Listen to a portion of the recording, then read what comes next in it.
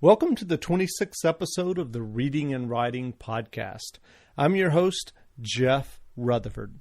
Today my guest is Boyd Morrison, author of the new hardback thriller, The Ark, in bookstores now. Stay tuned for my interview with Boyd Morrison.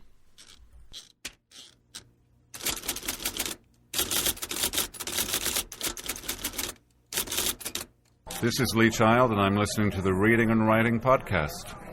Welcome back to the Reading and Writing Podcast. My guest today is suspense and thriller novelist Boyd Morrison. Morrison's first novel in print, The Ark, has just been published in hardcover by Simon & Schuster and is available in bookstores now. Morrison had a unique path to publication that we'll discuss in this interview. Boyd, welcome to the Reading and Writing Podcast. Thanks for having me. Great. Well, I mentioned your first novel in print, The Ark, has just been published by Simon & Schuster. I'm curious, if someone hasn't heard of Boyd Morrison or The Ark, can you describe the book's premise and what someone could expect in reading it? Yeah. I found a great review that I loved the way they led off. They said The Ark was a cross between Indiana Jones and MacGyver.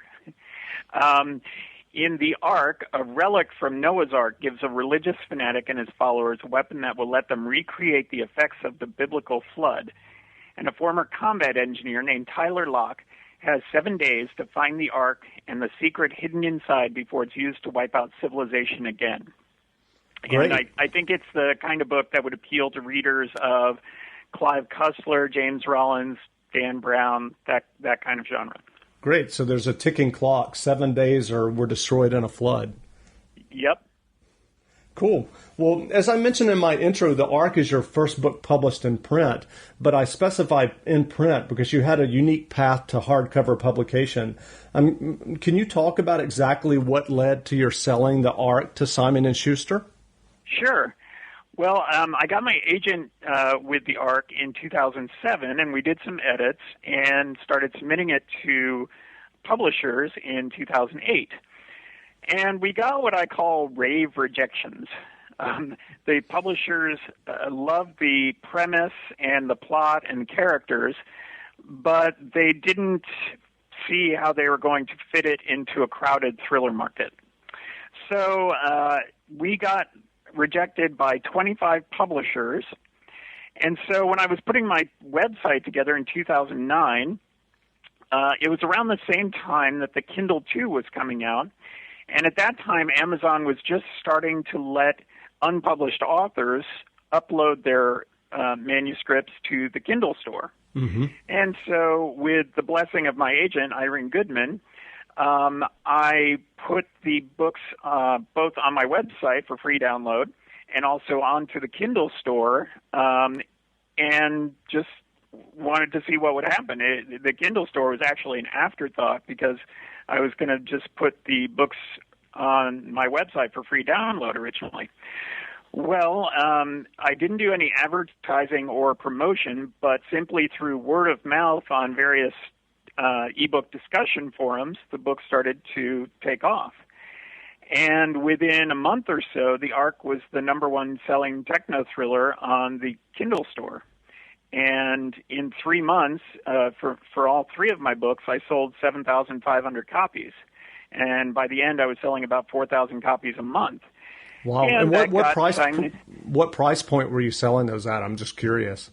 My first novel I priced at 99 cents as a intro price, and then my other two books, including The Ark, I priced them at $1.99. And I looked at that as my promotional budget. So instead of, say, pricing them at $5.99 like a paperback, I priced them at $1.99 and let the Amazon bestseller list do my promoting for me instead of selling them for $5.99 and using the proceeds to buy advertising or things like that. So once they were selling very well, Simon & Schuster got interested and gave me a 2-book hardcover deal for The Ark and the sequel, which I'm writing now. And I also got a 2-book paperback deal from Pocket Books, which is also Simon & Schuster. And so that's for the other 2 books that I had put on the Kindle, and the first one of those is coming out in December of 2010. And also because Simon & Schuster was my publisher in the U.S., I also was able to get foreign rights deals in 15 foreign markets for the ARC. Great. Well, I'm curious if, given your success with ebook publication, I'm curious if in your agreement or contract with Simon & Schuster, obviously if you feel comfortable talking about it, if you gave yourself the flexibility to publish any works outside of the books contracted for electronically, perhaps short stories or novellas. Well, I don't really have. I don't know if I have a term in there about short stories. As far as I know, I could do it, but I'm concentrating on novels right now, so right. I hadn't planned on writing any short stories. I'm just booked up, no pun intended, with writing the next book in the Tyler Locke series, and. But of course, Simon & Schuster required that they retain the electronic rights as well as the print rights. So those are with Simon & Schuster. But for any novels, they have the option to have the first look at any new novels that come out. Right. I guess what I was getting at is do you have plans, or are you working with Simon & Schuster to bolster and kind of build on your ebook success, or do you see that as kind of your entree into traditional publishing, and now you'll be published in paperback and hardback and ebooks as well? Yeah, I mean, the ARC is available on the Kindle and the Nook and the iPad, so it is being published as an ebook, but Simon & Schuster owns the electronic rights. So I hadn't really thought about whether I was going to, say, publish other works. Sure.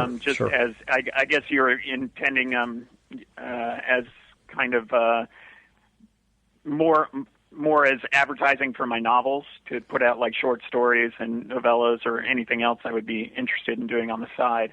But I really don't have any time for the side anymore. Right.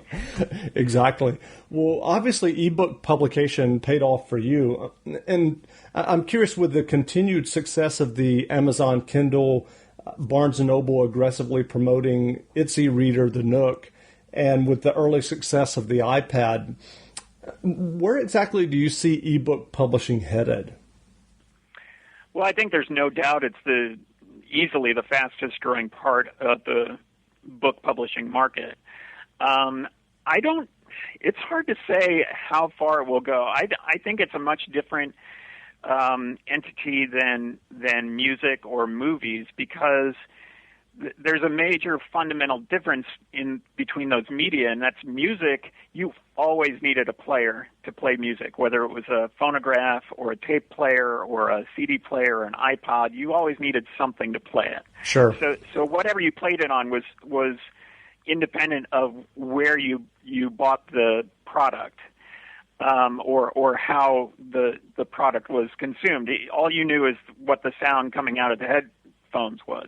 And then the device playing it didn't really matter. But with books, the display device is part of the book. You don't need a battery. You don't need any other device to read a book. It's fully self-contained. And I think for at least probably the next 5 to 10 years, there will be a substantial portion of the market that just doesn't want or need a separate device to read a book. So exactly. I think they will coexist for quite a while. Mm-hmm.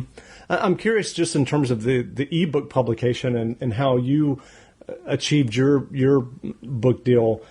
Do you see the prospect of tons and tons of unpublished writers publishing their manuscripts electronically? And then I'm curious if you think a future Boyd Morrison will have a much harder time in breaking out of that pack once you have more and more people kind of throwing up their unpublished novel, and given the prospect that some of those may not be as well written as yours was. Yeah, well, that's a good point, because when I first put my books up, very few unpublished writers were putting their books on the Kindle.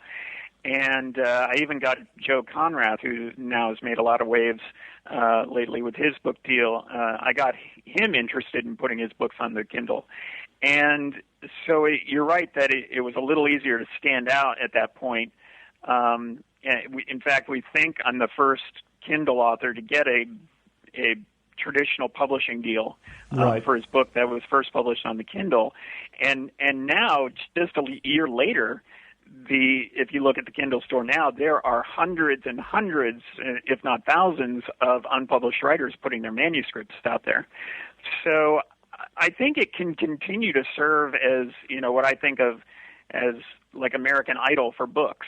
The ones that are really good and well written and connect with a lot of people will bubble up to the top. And I think it's very possible that there will be other writers that will get the same kind of deal I did. But I think you're right that it will be harder to stand out just because of the volume out there. And I think the books that aren't as good just won't break out. You'll just never hear about them because they aren't being recommended and they aren't getting that word of mouth. Right. But I also had something else. Oh, sorry. Go ahead. No, go ahead. Go ahead. I had a few other things going for me in that I already had an agent, which meant that when the books started doing well, I didn't have to do the agent search. She was able to take that information and immediately go to publishers with it. And then the other thing was that I had some blurbs from best-selling authors who I knew all of them personally, and they were gracious enough to read my book and give me blurbs. And I think that, at least, even though I was unknown, potential readers could see that and see, well, at least, these best-selling authors thought it was good enough to read. So I at least have that recommendation, even if I don't have a traditional publisher saying that. Sure. I was just going to say that as publishers kind of debate where they go with ebook publishing, given what you were saying a few minutes ago, it makes me wonder if one function of book publishing as we move forward in ebooks would be basically kind of finding the talent in the ebook store, because unfortunately I know from my own experience, I worked for a literary agency in New York City for 3 or 4 years. And while there are a lot of aspiring writers and obviously people out there with talent, unfortunately there are a lot of people who, when they are submitting their work, are just not ready for prime time. And so I think that, as you mentioned, as thousands of manuscripts get uploaded, not all of those are going to be what I would refer to as publishable, professionally polished manuscripts, so to speak. And I think that will be kind of self-policing. The ones that really stand out will be recommended around those web discussion forums, and the ones that aren't up to snuff will just kind of, putter around at the bottom, and you just won't hear about them. Exactly. Well, I know that many writers hate when someone asks them, where do you get your ideas? But I'm wondering, do you remember exactly when you got the idea for the Ark? And when you did have that initial idea, did you have all of the plot lines that later showed up in the book, or was it something that built over time as you started working on kind of the rough initial outline? Yeah, my when I was looking for what book to write for my third book, I had been talking with some other writers at a writers conference, and noticed that I love thrillers. I love reading thrillers. That's why I got interested in writing them. But I had noticed that while there are a lot of doctors and spies and cops and lawyers who are heroes in these thrillers, I had never seen one who had my background, which is engineering. And so I thought, well, could I build a thriller around an engineer who is kind of an action hero? I mean, if Indiana Jones could make archaeologists seem cool action heroes, I thought, well, maybe, I can do my little part to do the same for engineers. So at the time, I was I created this character named Tyler Locke, who is a former Army combat engineer, whose specialty, while he's a mechanical engineer, he also has a specialty in demolitions and bomb disposal. So he obviously has the chops for action. So I needed a story to build around him.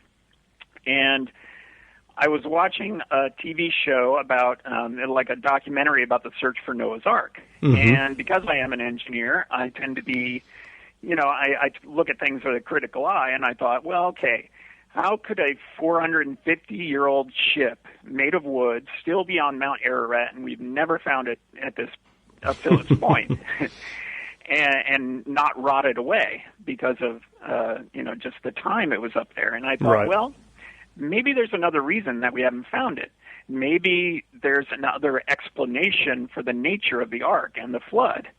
And maybe the reason we haven't found it is because we've been looking for the wrong thing, and the people who hid it didn't want us to find it because it held a terrible secret that could destroy humanity all over again. And when I got that spark of the idea, I was off and running with the plot. Right. Great. What is your process for writing like? Do you write every day? Do you write at home or at a coffee shop? What's kind of the nuts and bolts of writing for you? Yeah, I try to, first I tend to outline before I start because I think that comes from my engineering background. I think very linearly and try to make sure that I have the plot holes sewn up, for the most part, the major ones at least, before I get started on the writing, so I don't have to go back and rewrite a ton of stuff because there's something I didn't consider in the outline. And when I do get writing, I try to set a goal of page numbers per day instead of a time, that I'm sitting down in front of the computer. So I tend to be more goal-oriented. I like to say, okay, I'm going to do a chapter every day when I'm writing. And that way I if I get it done quickly, I can sit back and relax because I have it done, or, I keep writing until the chapter is done. And I can write both at home, and I like going into coffee shops and bookstores. I've written a substantial portion of the arc in bookstores just because it's both inspiring and humbling. It's inspiring that, one day I could see my book on the shelf with all those other books, and it's also a little humbling to see all those other books and think, okay, I've got to try to write as good a book as possible so it'll stand out from, with all those other books. Exactly. When did you first become interested in writing fiction and specifically thrillers and suspense novels? Was that something that you had always been interested in? Well, I'd always been interested in thrillers since the first one that really got me hooked on the genre was Raise the Titanic by Clive Cussler. And remembered thinking that this is just the coolest thing ever. And, I've been a big fan of his ever since, and, been a fan of Michael Crichton and Dean Koontz and Stephen King. But it never really occurred to me that I could, actually write my own book, let alone, do it as a job. But back in the mid-'90s, I had written my first novel as a result of going to a science fiction writing class. I thought, well, I'll just try writing a novel, and I did it. And didn't have any success getting an agent, although I didn't try very hard because I didn't know much about the business back then. Mm-hmm. But about that time, my wife had decided that she wanted to go to med school. So we made a deal that I would support her through 9 years of pre-med, med school, and residency by working full-time. And then when she was a full-fledged doctor, I would get to quit my job and pursue my dream of becoming a published author. And I would get 9 years, the same 9 years to do it. That sounds like a great deal. Yeah, it was an awesome deal, and I did it in 5 years. So I still have 4 years that I can, lounge around and do nothing. Exactly. Who are some of the writers that you enjoy reading, and who have you read lately that you really liked? Well, as I said, Clive Cussler, Michael Crichton, Dean Koontz, Stephen King were, the ones who really got me interested in writing. And, I read a lot of action-adventure thrillers like James Rollin, Douglas Preston, Steve Barry, Chris Kuznetsky, John Land. And then I read outside the genre, too. World War Z is sort of a thriller, but it's also horror. I thought that was an excellent book. The Curious Incident of the Dog in the Nighttime is an awesome book. The Art of Racing in the Rain by Garth Stein is excellent. And then I read a lot of nonfiction, both just because I find it interesting and also because for research for my books, because I tend to feature a lot of, even though my books are over the, action adventure thrillers, I do try to ground it in some reality. And so I have to do a lot of research to get that grounding. Right. When you're talking to writers and aspiring writers, what kind of advice do you give aspiring writers who are trying to do what you're doing, which is get a book published and in the bookstores? I tell them to write a book and then write another book and then write another book. Because if you really want to do this as a career, first of all, you have to be able to produce books on a regular basis. And then second of all, The Ark was the third book I wrote, but it's the first one being published. And if I had given up on my first book, I never would have been published. And so one mistake I see some writers do is that they get stuck on that one book and keep rewriting it. And I say to them, no, just leave it alone. It's just move on to the next book. And if you get a book published down the line, that first book may end up getting published someday. And that's exactly what happened with me. My first book that I wrote back in the mid-'90s that I'm probably going to heavily edit before it comes out next year is actually getting published. And I know plenty of other authors who had the same kind of story. Steve Barry didn't get published until his 7th or 8th book.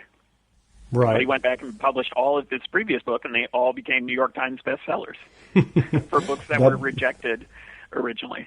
Exactly. So, yeah, that doesn't hurt. The best piece of advice is keep writing, because you don't know which book it will be your breakout book, and you'll get better as you write. Sure. So right now, The Ark is in hardcover and it's in bookstores available now. What book is coming out in December that you mentioned earlier? In December, the book is called Rogue Wave. Rogue Wave, and that'll be out in paperback? It was originally called The Palmyra Impact. And that'll be out in paperback? That'll be out in paperback? Yes. Paperback in December 2010. Great. Well, again, we've been speaking with Boyd Morrison, successful ebook author and the author of The Ark, a new thriller novel available in hardcover now in your local bookstore. If you're interested in Boyd and would like to learn more about him and find out more information about The Ark and his other books, you can check out his website at www.boydmorrison.com. There will also be a link in the show notes for this podcast. Boyd, thanks for joining us. Thank you very much for having me on.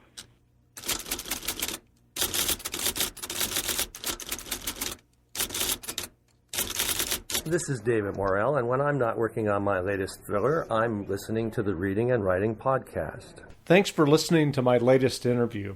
If you like what you heard, I would really appreciate a review of the podcast in iTunes.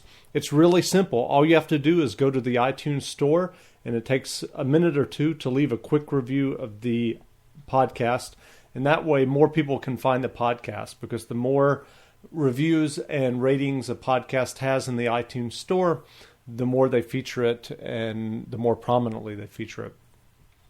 So hope you enjoyed the interview. Until next time, read some good books and support your local independent bookstore, and I'll be back soon with another interview with a writer that you enjoy reading.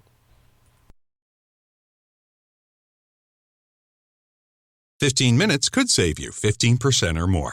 My dad used to say that. Sure, yeah. It's from Geico. Yeah, whenever I would ask my dad for life advice, he'd sit me down and say, son, 15 minutes could save you 15% or more. And look at me now, a well-adjusted adult with a drawer full of plastic bags I'll never use.